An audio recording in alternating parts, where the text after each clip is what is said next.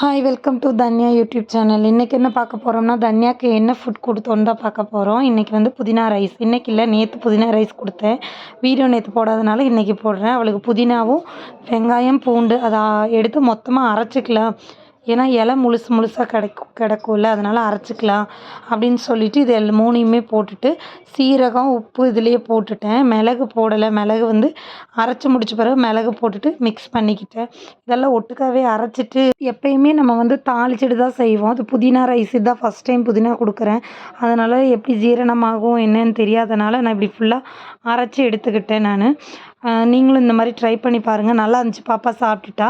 இன்றைக்கி வந்து நான் நெய் ஊற்றி கொடுக்க போகிறேன். நமக்கு அரைக்கும் போது கொஞ்சம் நல்லா நைஸாக எல்லாமே அரைஞ்சி வரணுங்கிறதுக்காக நான் ஆல்ரெடி எடுத்து வச்ச கஞ்சி தண்ணி அதை தான் ஊற்றிருக்கேன். அதை ஊற்றிட்டு நான் நல்லா அரைச்சிட்டு வந்துட்டேன். நல்லா நைஸ் ஆகிடுச்சு. லைட்டாக அந்த க்ரீன் கலர் மட்டும்தான் தெரிஞ்சு, அந்தளவுக்கு நைஸாகவே அரைஞ்சிடுச்சு. இந்த பார்த்தா உங்களுக்கு தெரியும்.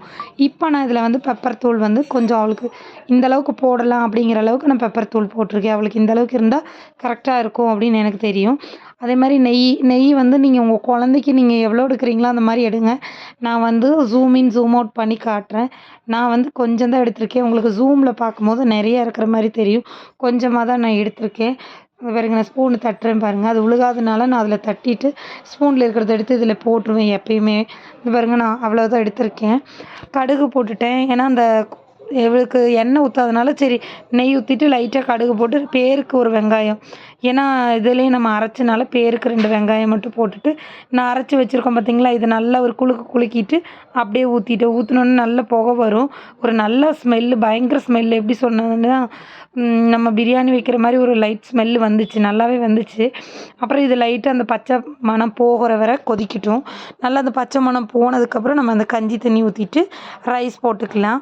உங்களுக்கு வேணும் உப்பு இருக்கான்னு பார்த்துக்கோங்க. வேணும்னா உப்பு போட்டுக்கோங்க. இல்லைன்னா நான் வந்து மசிச்சு தான் கொடுப்பேன். நீங்கள் அந்த மாதிரி மசிக்கும் போது வேணும்னா உப்பு போட்டுக்கலாம். நான் வந்து 8 விசில் விட்டு கொடுத்தேன். ஏன்னு பார்த்தா இது நல்லாவே பாயில் ஆகிட்டும், நல்லா வேகட்டும் அப்படி சொல்லிவிட்டு 8 விசில் கொடுத்தேன். ஏற்கனவே வெந்த சாப்பாடு தான் போட்டிருக்கோம். நான் அப்படி கொடுத்தேன். பாப்பா விரும்பி சாப்பிட்டுக்கிட்டேன். நீங்களும் உங்கள் குழந்தைங்களுக்கு இப்படி கொடுத்து பாருங்கள். மின்ட் லீஃப் வந்து ரொம்பவுமே நல்லது. புதினா வந்து குழந்தைங்களுக்கு ரொம்ப நல்லது.